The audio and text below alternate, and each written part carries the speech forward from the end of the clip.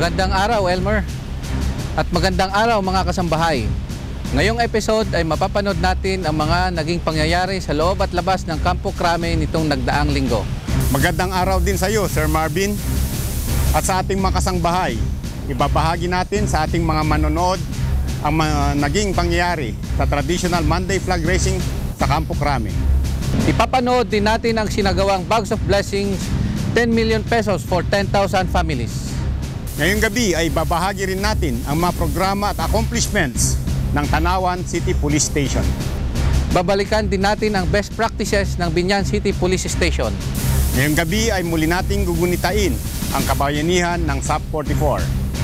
At bilang panghuli, tutukan ang mga balita tungkol sa Philippine National Police na nakalap ng UNTV News and Rescue sa loob ng linggong ito. Ito po ang serbisyong hatid ng pulisya para sa bayan. Para sa mamamayan, Police at your service.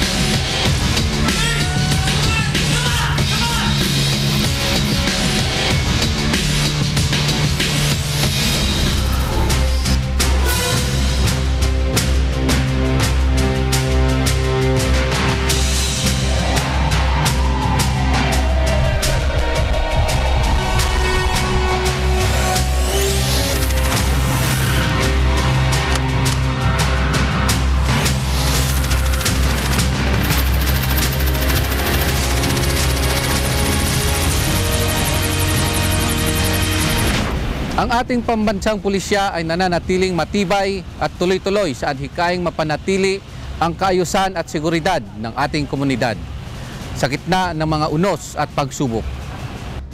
Matutunghayan po natin ang pahayag ng ating Chief PNP sa traditional Monday flag racing sa Campo Crame. Narito po. Pinangunahan ni Chief Philippine National Police Director General Ronald De La Rosa ang mass oath-taking and pinning of ranks sa mga bagong na-promote na pulis sa Campo Crame nitong Lunes, Enero 30 pagkatapos ng traditional flag racing ceremony. Nasa 376 na Police Commissioned Officers o PCOs at 1,557 naman ang Police Non-Commissioned Officers o PNCOs ang nanumpa sa kanilang bagong ranggo na nakatalaga sa National Headquarters, National Support Units, Command Group at Directorial Staff.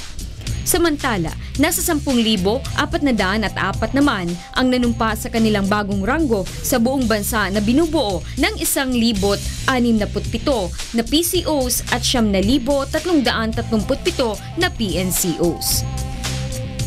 Ang naturang promotion ay bahagi ng regular promotion program ng Philippine National Police para sa taong 2016. Ang promotion ay isang paraan para mapataas ang moral and welfare ng mga pulis kasabay din ang pagtaas ng kanilang responsibilidad at tungkulin sa bayan at sa organisasyon. Dumaan sa tamang proseso ng pagpili ang mga bagong na-promote mula sa kanilang pagsumite ng documentary requirements, iba't ibang uri ng examinations tulad ng drug test, physical and psychological exam, neuro exams na pinangunahan ng National Police Commission o NAPOLCOM, katuwang ang PCO and PNCO Promotion Board sa bawat unit ng opisina ng pambansang pulisya. Samantala, mahigpit naman ang tagubilin ni Chief PNP Police Director General Ronald De La Rosa sa lahat ng mga na-promote at sa buong pulisya, lalo na ang usapin ng disiplina. We've been feeding our families with our salary coming from the PNP. We've been feeding ourselves with the money that we receive from our salaries in the PNP. Kaya, makonsensya naman kayo. Makonsensya tayo. Let's give back what is due to the PNP. Ano yan? Yan ay ang tamang disiplina at yan ang tamang pagmamahal sa ating organisasyon. Anya, Tuloy-tuloy ang internal cleansing sa Philippine National Police na layon malinis ang hanay ng mga pasaway na pulis. Dagdag pa niya, at may kahinatnan, ang pulis Scalawags at hindi siya titigil hanggat hindi sila napapatalsik sa hanay ng pambansang pulisya.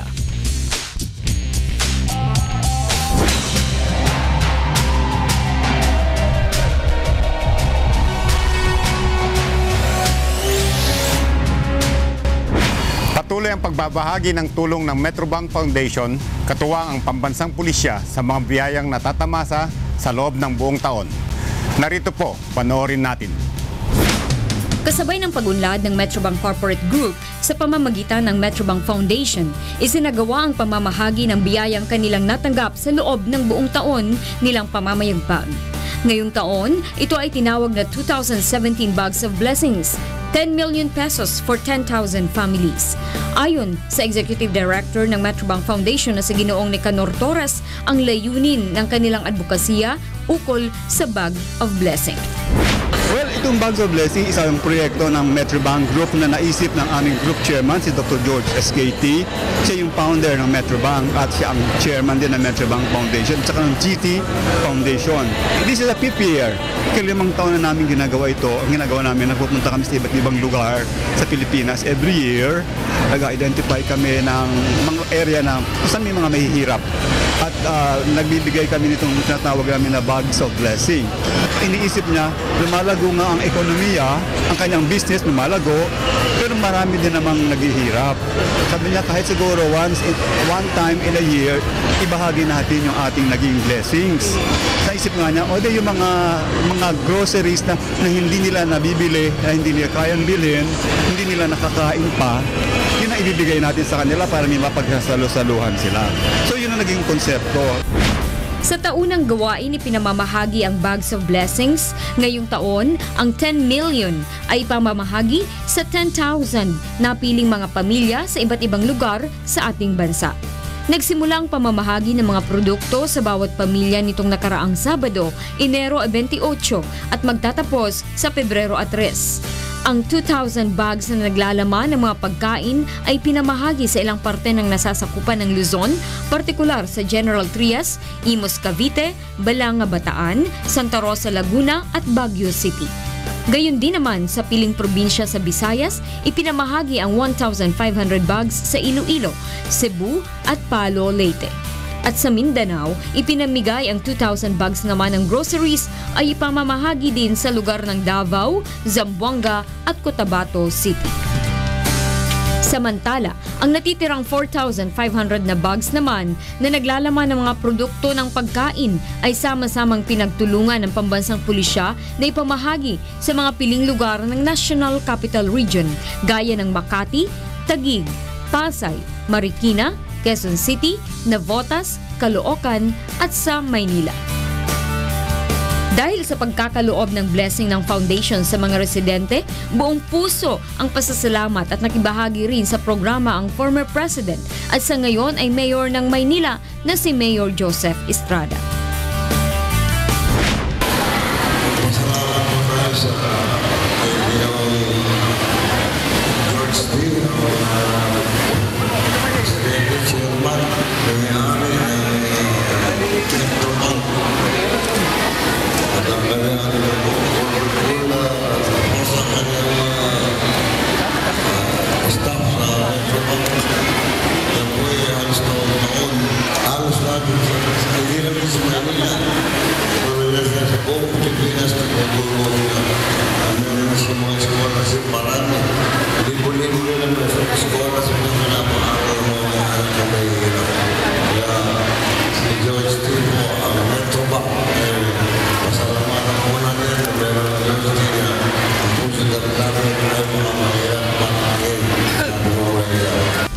Gayon din naman ang punong lungsod ng Pasay, lubos ang pagpapasalamat sa ibinahagi ng grupo sa mga residenteng kanyang nasasakupan. Pinasasalamatan ko ang Metrobank Foundation, GT Foundation, T Foundations, sa inyo pong ipinagkakaloob na tinatawag niyong Sinyan How sa aming mga kababayan.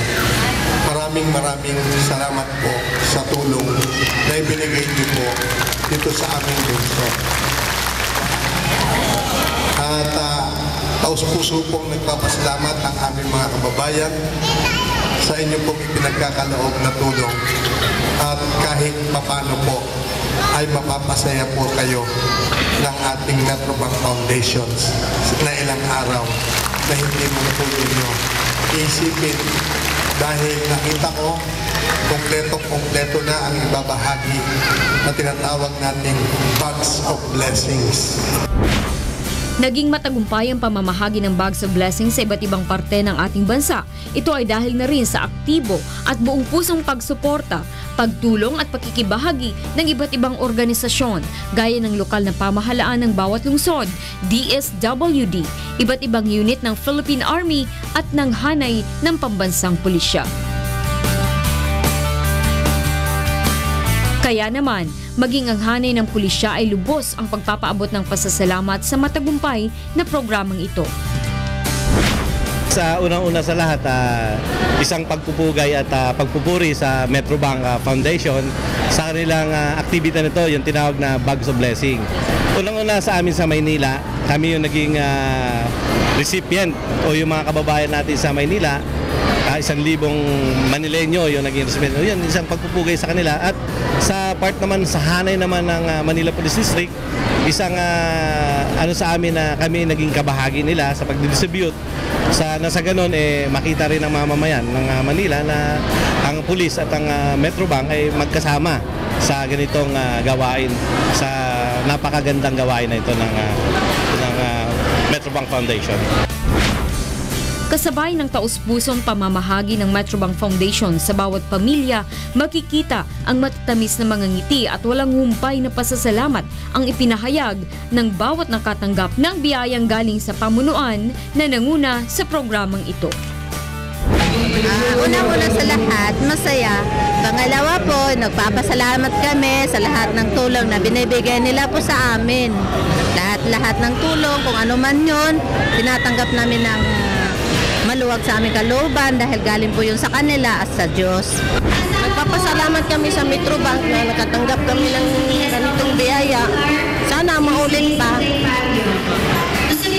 Maraming salamat. Maganda po. Marami pong natulungan nyo po na mga mahihirap. Opo, maraming salamat po sa lahat. Pati kay Mayor, kay Presidente, sa inyo po mga pulis. Nagpapasalamat po ako sa lahat ng nag-sponsor po sa Grasya po ngayon kasi malaking bagay ito sa amin. Siyempre masaya po at nagpapasalamat po ako sa GT Foundation at saka Metrobank Foundation at saka mga kapulisan nga namumuno po dito sa lungsod ng Pasay. Kaya maraming salamat po sa inyong lahat. Maganda. Hindi ko masabi pagkano. Nakakatulong po. Nakakatulong pa. Maligaya po na naabutan po ng biyaya ng Metrobank. Kahit po sa loob na isang taon lang ho, merong naibibigay sila.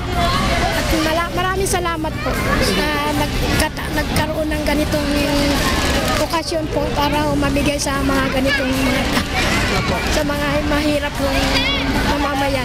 Kahit kaunti po, katulong po. Salamat po sa Metrobank. Kaya naman ito ang mensahe na nais ipaabot ng bumubuo ng foundation para sa publiko. Nagdadasal kami na sana ang bawat Pilipino ay maging masagana sa susunod dito sa taon na pumasok at magtutulungan para ma-solve ang ating mga problema.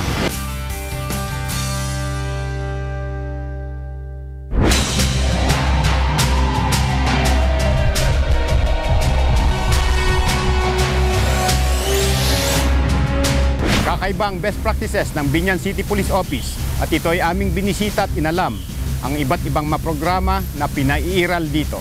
Panoorin po natin.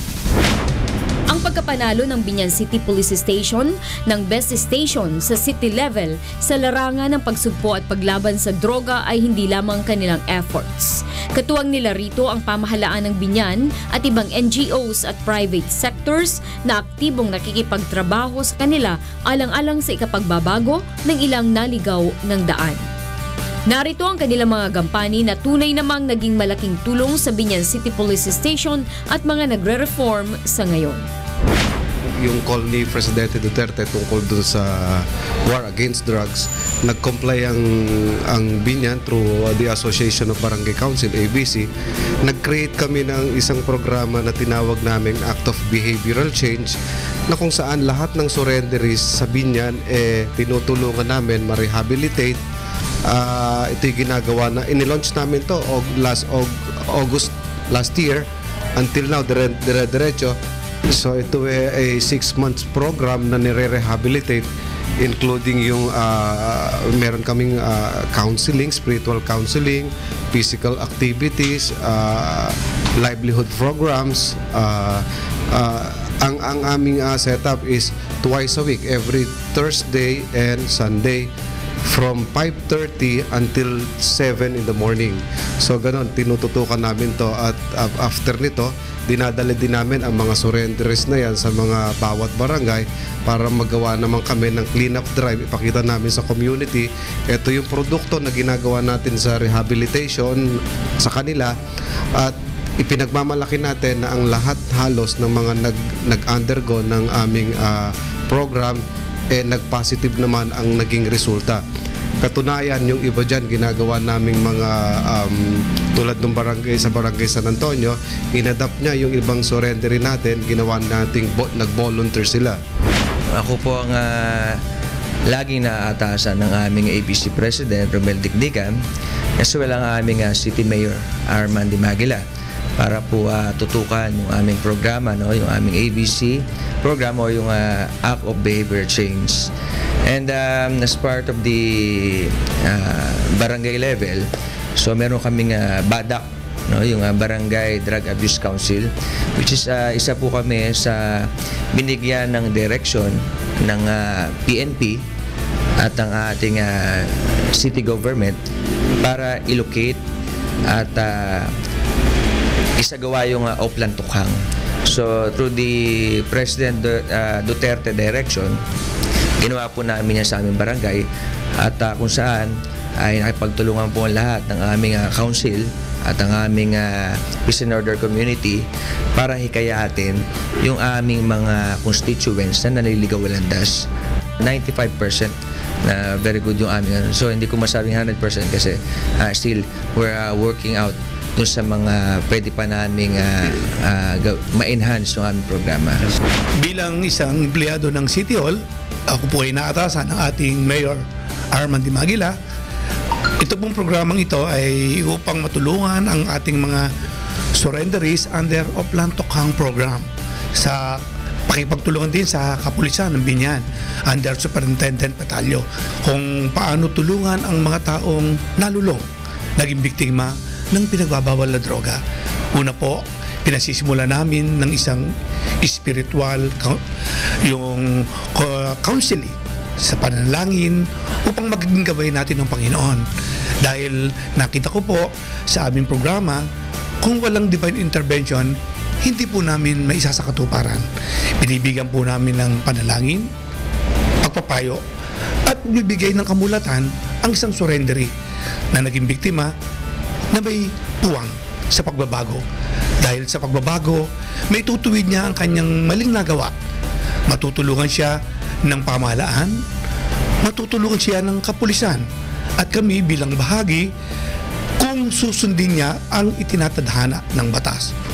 Sa 6 na buwan at sila'y gagraduate na, kung sakasakaling sila'y mag-negative under drug test, wala pong record sa kapulisan, sila po ay bibigyan ng trabaho kung saan sila mako-qualify. Meaning a livelihood is waiting for them, for those who really want to change. Dahil sila po ay bahagi ng lipunan. Nang sa gayon, at patuloy silang magbabago, sila po yung magiging ehemplo sa kanilang mga lugar na kaming minsang nagkamali, nalulong sa droga, ay may pitak sa pagbabago sa tulong ng may kapal, sa tulong ng pamahalaan, at sa tulong ng ating lahat, pati na ang kapulisan. Ang inyong lingkod po ay na pag-atasan ng PNP dito sa Binyan na turuan ng mga drug surrendery sa physical, and then tinuturuan namin sila about sa discipline. Hindi lang martial arts ang tinuturo namin, physical activities, values, para malaman nila kung paano sila rumispeto sa batas. Hindi namin sila tinuturuan para sila lumaban sa batas. Bagkus baguhin nila ang pagkatao nila, sumunod sila sa batas, dahil kung makakita sila ng mga kapulisan, dapat andun yung respeto. Ang hinahawakan ngayon namin, mga 120 na drug surrendery, na ito'y patuloy na dumadami dahil na-attract sila sa physical activities. Una, hindi lang physical activities na kukuha nila, personality development, etiquette, discipline, hindi lang nila nakukuha, na iba pa bahagi pa nila sa mga anak nila. Kaya every time nagpa-practice kami Thursday and Sunday, kasama na nila pamilya nila. And then nahihikayat nila ngayon nag-required kami na may uniform na sila ng taekwondo, kasi aalisin na namin yung t-shirt nilang tukhang. Dahil huhubarin nila yon, papalitan nila ng uniform na pagbabago. Si Sir Joderick, siya yung nag-a-assist sa mga tukhang, siya ang nagbibigay meditation, siya ang nagbibigay ng mga programa ayon sa kapulisan. Kaya ang laki ng tulong ng PNP. Ito'y first batch ng Philippine Taekwondo Association mga instructors, sila sa Camp Crame. Marami pang challenges sa atin kasama ang kapulisan. Lagi kong sinasabi, hindi pwedeng umayos ang isang lungsod nang hindi kasama ang kapulisan. Laging mangunguna ang kapulisan. Sila ang frontline natin sa peace and order. Ngayon, nagkaroon tayo ng pagkakataon na magkaroon ng isang Pangulo na determinado talaga at isang PNP chief at DILG secretary na talagang full support sila sa ating Pangulo, at kahit naman ang inyong lingkod, full support tayo. Ito na yung pagkakataon natin para mabago yung kalakaran sa droga na para bang binibili na lamang. Parang pandesal na lang ang pagbili sa droga. Ngayon, nakapag-instill tayo sa mga kababayan natin na seryoso ang pamahalaan. Mula national hanggang kapulisan, hanggang sa local government, seryoso ang lahat ng sangay ng ating pamahalaan. Samantalahin natin to. Magtiwala kayo sa ating kapulisan, magtiwala kayo sa inyong pamahalaan, mag-text po kayo, sabihin po ninyo, ireklamo po ninyo na hindi nyo naman kinakailangan magpakilala pa dahil alam natin na medyo merong reservation tayo tungkol dyan. Pero maniwala kayo, walang mas nakakaalam sa lugar ninyo kung hindi kayo. We will be needing all your help. At ang kapulisan natin, ang ating Pangulo, ang ating Sekretary ng DILG at ang local government ay handang tumulong po sa inyo. Dito po sa lungsod ng Binyan ay ating pong pinagpapatuloy at sinusuportahan yung programa ng ating Pangulo para po sa laban natin laban sa droga. At sa paglaban natin sa droga, pati po yung ibang krimen ay atin na pong nababawasan.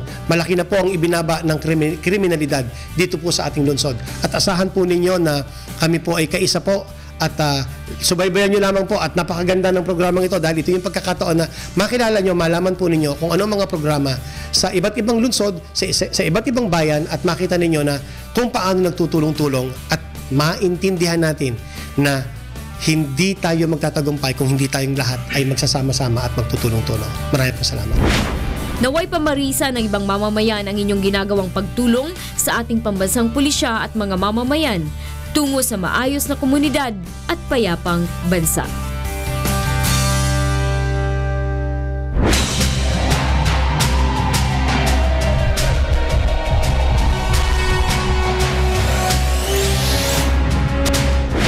Sa ikalawang taon ng paggunita sa kabayanihan ng ating tinaguriang Gallant SAF 44 ay nag-organisa ang Police Community Relations Group ng Commemoration Ride o Fun Bike Ride na nagsimula sa Luneta, Maynila at nagtapos sa Philippine National Police Academy sa Silang, Cavite. Ang mga naging pangyayari, tunghayan niyo po. Sa pagtutulungan ng Philippine National Police sa pangunguna ng Police Community Relations Group at ng mga katuwang nito tulad ng National Bicycle Organization, Air1, Philippine Chamber of Commerce and Industry, Petron Philippines Corporation at ng Order of the Knights of Rizal, ay sama-samang ganunita at ipinagdiwang ang ika-2 taong anibersaryo ng kamatayan ng mga magiting na bayaning tinaguriang SAF-44 na miyembro ng Special Action Force nitong nakaraang linggo, January 22, 2017. Sa matagumpay na commemorative ride for the heroes, halos humigit 3,500 grupo ng mga siklista, kabilang ay iba't ibang opisina ng PNP, BJMP at iba't ibang grupo ang nakibahagi sa makasaysayang aktibidad at pagbibigay pugay ng pulis sa SAF-44. Tinatayang lampas sa 44 na kilometro ang sama-samang binisikleta ng grupo. Nagkaroon naman ng paunang programa na pinangunahan ng Direktor ng Police Community Relations Group, Police Chief Superintendent Gilbert Cruz at ng mga katuwang nito. Ito yung tinatawag naming commemoration ride for our heroes, yung SAF-44 natin. Pag-alala lang ito doon sa mga bayani ng doon sa hanay ng kapulisan natin, yung nga yung SAF-44. Alam naman natin lahat kung ano yung kabayani ang pinamalas ng mga kapatid namin na yan. At ito ay pag-alala doon sa kabayanihan na pinakita nila at gagawin naming ehemplo ito sa aming organisasyon dito sa Philippine National Police. Masiglang nag-umpisa sa pagpadyak at pagpidal ng kani-kanilang bisikleta ang mga siklista na may 4 na rutang pinuntahan. Mula sa Kilometer 0 sa Luneta Park, Manila, na may unang destinasyon ay hihinto ang mga siklista sa Special Action Force Headquarters sa Camp Bagong Diwa, Taguig. Dito ay ibinida at maikling isinalaysay ang istorya ng kabayanihan at katapangan ng SAF-44 at upang mag-alay rin ng bulaklak at mataimtim na panalangin.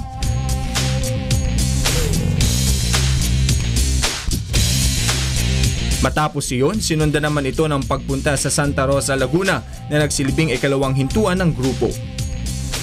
Pagkatapos ng programa, muling binaybay ng mga siklista ang kahabaan ng Santa Rosa City, Laguna patungo sa SAF Training School sa Fort Santo Domingo, Santa Rosa City. Dito ay nagpakitang gilas ang ilang mga pulis ng Special Action Force ng kanilang galing sa paggamit ng lubid at ilang taktika at paraan ng pagsasanay bilang mga commandos.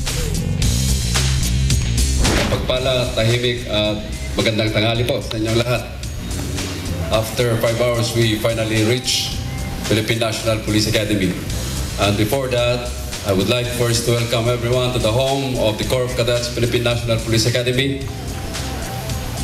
Kayo po ay aming tinatanggap ng mainit dito sa Philippine National Police Academy. And it is indeed an honor at dito nagtapos ang commemoration ride ng SAF-44. Alam po ninyo, malapit sa puso ko ang mga SAF-44 dahil nakasama ko sila noon sa Zamboanga. I was then the Deputy Regional Director for Operation at napakalungkot kung I will reminisce what I have experienced with the SAF-44. A day before, the night before the operation in Mamasapano, 5 of the officers who went there, I do not know the reason, they came to visit me in my office and they say, "Huwag kang maglala sir at mamamatay kami snappy." I cannot forget that, yung sabi ni Police Senior Inspector Pabalina at Police Senior Inspector Irana. So those are my experiences with the SAF-44. They may rest in peace. And so, ladies and gentlemen, I welcome you all to the Philippine National Police Academy. Maraming salamat at pagpalain po tayo ng may kapal. Maliban sa mainit na pagtanggap at pagbibigay ng pananalita sa mga panauhin, isa rin sa naging highlights ng paggunita at pagtatapos ng aktibidad ay ang pagsasagawa ng solemn wreath-laying ceremony at pagbibigay ng 21 gun salute sa mga fallen SAF-44.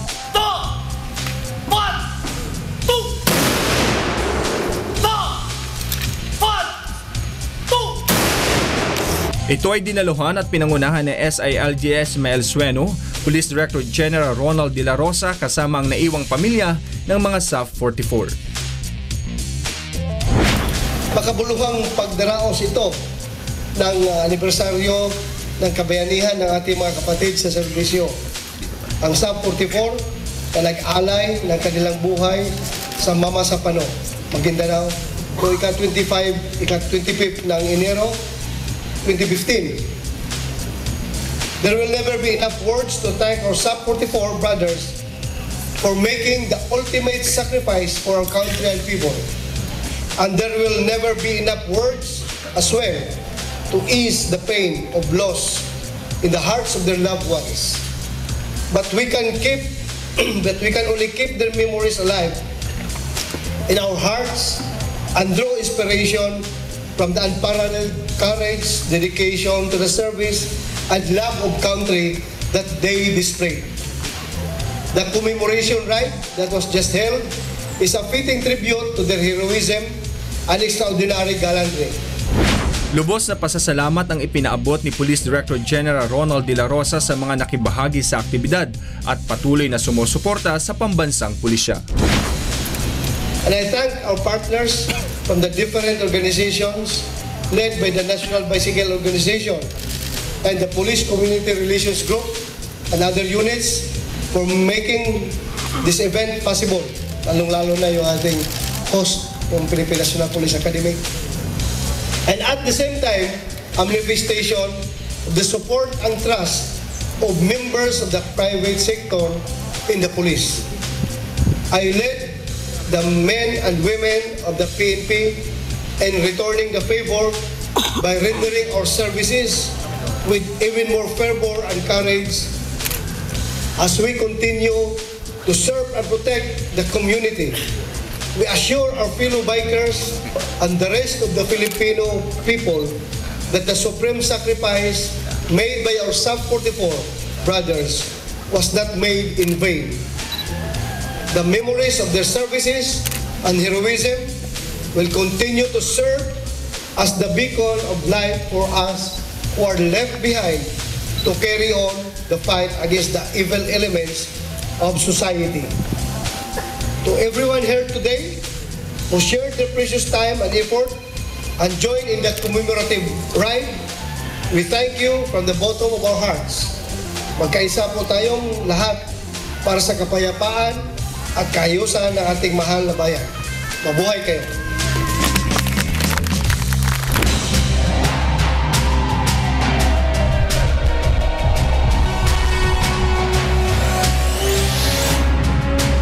Narito ang mga mainit na balita sa loob ng Philippine National Police na nakalap ng UNTV News and Rescue sa loob ng linggong ito. Tutukan po natin. I am already tired. I am very much ashamed. I am very much embarrassed. I am very much disappointed. I ran out of reason for my continued stay as your Chief PNP. Muling nagsumiti kahapon ng resignation letter kay Pangulong Rodrigo Duterte si PNP Chief Police Director General Ronald Bato de la Rosa upang isalba ang imahe ng PNP. Subalit hindi ito tinanggap ng Pangulo at sa halip ay inutusan si PNP Chief na buwagin ang lahat ng Anti-Illegal Drugs Unit ng PNP mula station level hanggang sa Anti-Illegal Drugs Group sa National Headquarters na siyang nakatutok sa mga high-value targets. No more anti-drug operations. We have to focus our efforts towards internal thinking. That is why, starting today, I have dissolved the Anti-Illegal Drugs Group. All anti-drug units from the national to the police station level. Kabilang sa mga accomplishment ng grupo ang operasyon sa Claveria, Cagayan, floating shabu laboratory sa Subic, pagkakahuli sa drug supplier ng mga artista sa San Pedro, Laguna at ang pagpapauwi kay Kerwin Espinosa. Bagamat malungkot ay tanggap at iginagalang naman ni AIDG Director Police Senior Superintendent Albert Ferro ang desisyon ng Pangulo at ni Chief PNP. The order of our Commander-in-Chief and we will support the Chief PNP. Everything is possible, so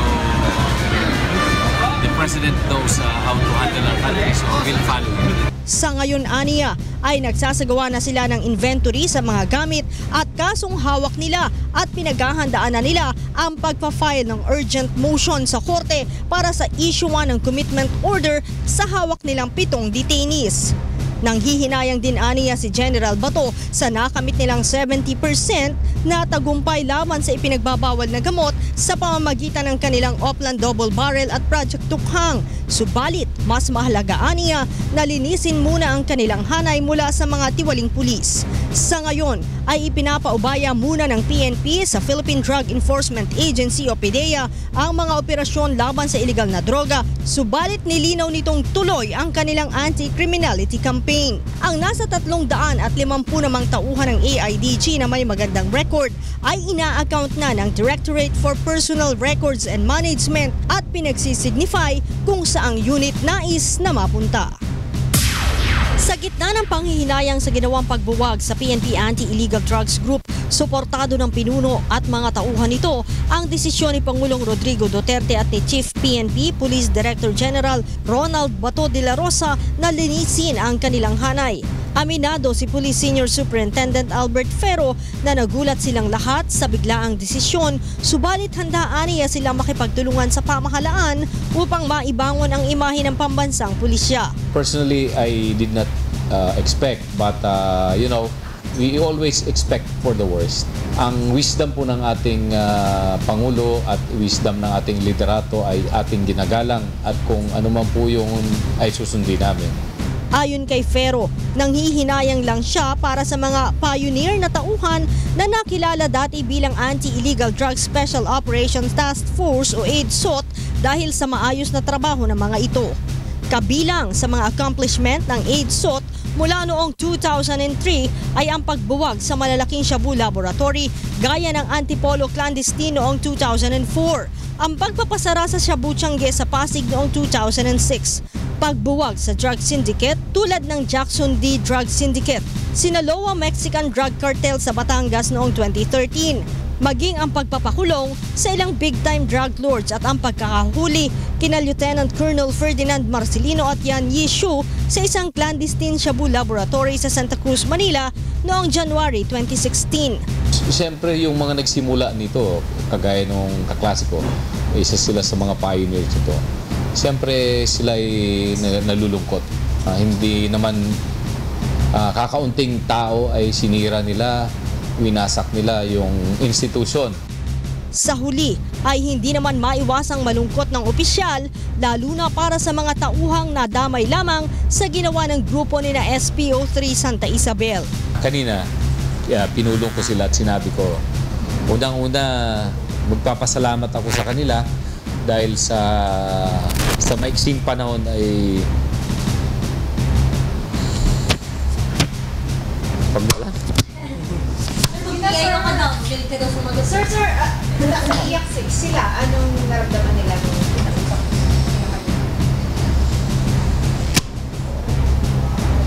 Hindi ko alam kung ano yung feelings. Maybe you ask them kung ano yung nila. Umaasa naman aniya silang pagkatapos ng internal cleansing ng PNP ay may babalik din sa kanila ang operasyon laban sa iligal na droga upang makatulong naman sa adhikain ng pamahalaan na gawing drug-free ang Pilipinas. Hindi ako galit sa inyo. Huwag niyo sabihin na nilalahat ko kayo. Sabi na, demoralized daw kayo dahil gano'n nga. I understand your feelings. Ipinaliwanag ni PNP Chief Police Director General Ronald Bato de la Rosa sa mga tauhan ng binuwag na Anti-Illegal Drugs Group o AIDG na kailangan ng gumawa ng drastic action para tuluyang malinis ang kanilang hanay. Hindi na ba nakalimutang pasalamatan at purihin ng general ang mga tauhan ng AIDG na ani ay alam niyang maayos magtrabaho at nadamay lamang sa katiwalian ng ilang kasamahan.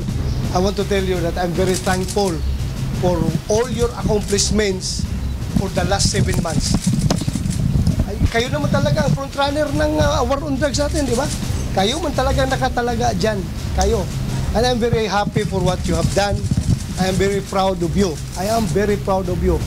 Lagay nyo yan sa kukutin ninyo. Alam ko naman, naintindihan nyo. Sana hindi sumama yung loob ninyo.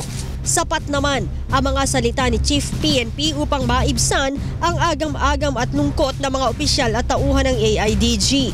We are very much elated with the visit of the Chief PNP kasi somehow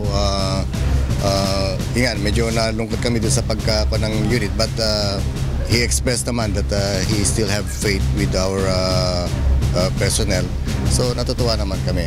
Saya po kami na nandito po ang ating Chief PNP at napugnes niya ang effort namin.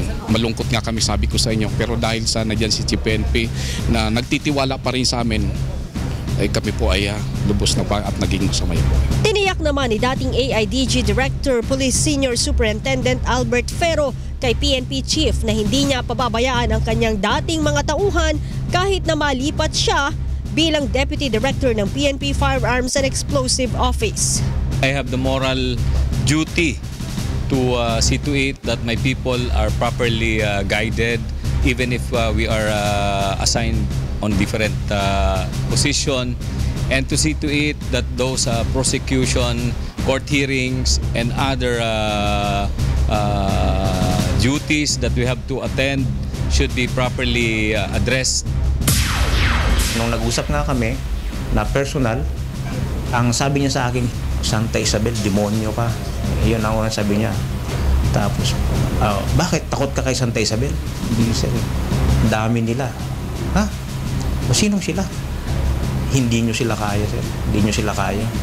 Yun ang exact word niya sa akin na umiyak.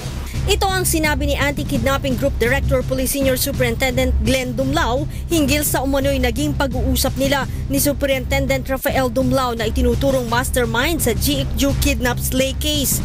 Gayunman, ayon kay Police Senior Superintendent Glenn Dumlao, kaya nilang banggain sino man ang tinutukoy ni Dumlao na malaking tao o kahit sindikato na nasa likod nito.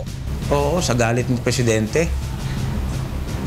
Kung ang Presidente nga natin, binabangga pa nga yung kahit na si President Obama ito lang itong mga to. Sa galit din ni Chief PNP, sa galit din ni NBI Director. Sinabi pa ni Police Senior Superintendent Glenn Dumlao na napilitan lamang magsalita si Police Superintendent Rafael Dumlao dahil siya lamang ang nadidiin sa kaso at tinatawag pang mastermind gayong malaya ang totoong nasa likod ng kaso. Bugbog na. Mastermind, siya na lang lahat. So, it's high time naman na mag-opensiba sila to set the tone na hindi nga siya kasi bugbog na. All along he keeps quiet. And dahil nga doon, ang sinasabi niya sa akin because of the threats. Sa ngayon, umaasa naman ang AKG na mas mapapabilis na ang kanilang investigasyon sa kaso lalo na't bumuo na ang NBI at PNP ng Joint Task Force hinggil sa GICJU case.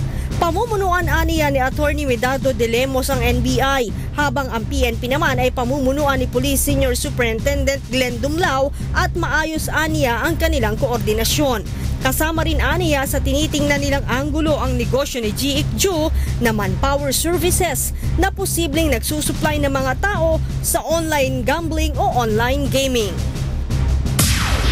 Kinumpirma ni Criminal Investigation and Detection Group National Capital Region Chief Police Senior Superintendent Belly Tamayo na sumuko si dating Presidential Anti-Organized Crime Task Force Luzon Chief Senior Superintendent Cesar Mancao. Ayon kay Senior Superintendent Tamayo, noong Lunes, January 30 pa ito, nasa kanilang kustodiya matapos ang halos 3.5 taon na pagtatago.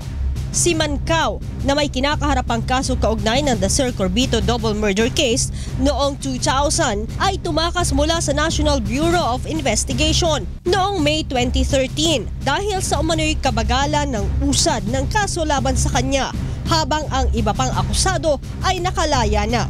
Pero napag-isip-isip na rin ni Sir na eventually he has to answer the charges. So he has come out into the open and he will answer the charges imputed against him. Kahapon ng umaga nang ibinalik sa Manila RTC Branch 18 ang warrant of arrest laban kay Mancao, kaya mananatili muna ito sa kustodiya ng CIDG National Capital Region habang hinihintay ang commitment order ng korte. We cannot really tell kung hanggang kailan siya dito because it's the court's decision kung saan siya i-commit. But as of now, for security reasons, kasi hindi naman namin siya pwedeng ilagay lang doon sa kung saan sa ambas ng detention, together with other suspects of drugs. We also have Abu Sayyaf. So, he is in this office and closely guarded. Kasama sa mga nadawit sa naturang kaso sina Senator Panfilo Lacson na pinawalang sala ng Court of Appeals, dating Senior Superintendent Michael Ray Aquino na nasa Amerika ngayon at Senior Superintendent Glenn Dumlao na nakabalik sa serbisyo at kasalukuyang pinuno ng PNP Anti-Kidnapping Group. Ayon kay Senator Panfilo Lacson, matagal na niyang napatawad si Mancao sa pagdadawit sa kanya sa naturang kaso. Matagal ko na siyang pinatawad as I have already forgiven all my detractors nung araw. Marami-rami rin yun. Kung napatawad ko na yung iba, why not Cesar Mancao? But I have always maintained I cannot forget their names. Si Salvador Bubi Dacer ay kilalang PR consultant at publicist na may mga prominenteng kliyente tulad ni President Fidel Ramos at President Joseph Estrada. Kinumpirma ng Criminal Investigation and Detection Group National Capital Region na nakahiwalay ng kulungan ng dating police officer at dating hepe ng Presidential Anti-Organized Crime Task Force Luzon o PAOK-TF na si Police Senior Superintendent Cesar Mancao. Ayon kay CIDG NCR Chief Police Senior Superintendent Belly Tamayo, hindi nila isinama sa detention cell ng mga drug suspect at Abu Sayyaf si Mancao, subalit hindi ito maituturing na special treatment. Katwiran ni Tamayo, kailangan nilang siguruhin ang kaligtasan ng dating opisyal habang hinihintay ang commitment order mula sa korte kung saan ito tuluyang ikukulong. Magiging pananagutan aniya nila kung anuman ang mangyari dito. He's in good physical condition and we are very optimistic that he will be presented, if the court requires, he will be presented in good physical condition. Sa kasalukuyan ay nakakulong si Mancao sa isang kwarto sa loob ng CIDG NCR, subalit hindi rin ito nakalalabas tulad ng ibang preso. Bagamat wala pang dumadalaw kay Mancao simula ng sumuko noong Lunes ng umaga, ay obligado ring sumunod sa oras ng dalaw ang mga bibisita sa kanya tulad ng Lunes, Miyerkules at Biyernes mula alas 9 hanggang alas 11 ng umaga at alauna hanggang alas 3 ng hapon. Since he turned himself to us, wala pa pong dumadalaw sa kanya. Lumabas ang issue ng special treatment dahil sa pagiging magkakaklase ni Mancao, PNP Chief Police Director General Ronald Bato de la Rosa at CIDG Chief Police Director Roel Obusan sa PMAC Nagtala Class of 1986. Siya ang isa sa pangunahing suspect sa pagdukot at pagpaslang sa sikat na publicist na si Salvador Bubi Dacer at driver nitong si Emmanuel Corbito noong November 2000 sa Makati Business District.